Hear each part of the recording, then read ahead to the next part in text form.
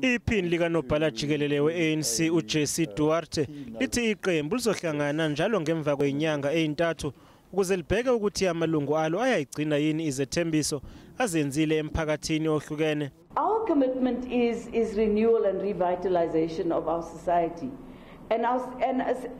We've begun by looking at a different way of selecting people. But, you know, I do want to say, obviously, that everybody will be interviewed and subjected to background checks and sign performance agreements against which they will be held accountable. And that is why we need this barometer. We'll meet every 3 months, and we will make sure that we measure people according to what they had offered to deliver.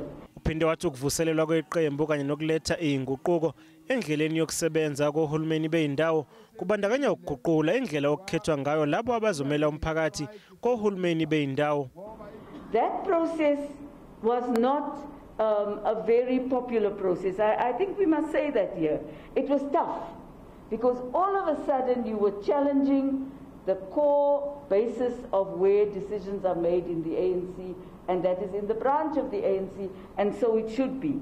But we said that the branch of the ANC has to have the perspective of being a leader of society and must be able to take society into confidence and allow the people in the ward to choose their own councillors. Uphinde wabalula izathu zokuthi kungani iANC izokwenza inhlolokhono yalabo abazoqokelwa ukuthi babe izimeya zamadolobha lapho iqembu lizobe lidle umhlanganiso khona. And why are we going to interview is to look at the competence and experience of a person who can manage and be in an executive authority position that understands what the job is. Leli qembu lethembise nangokuthi lizokwenza kangcono uma liqokwa ukuthi lihole omasipala njengoba selizobakhetha kangcono abaholi.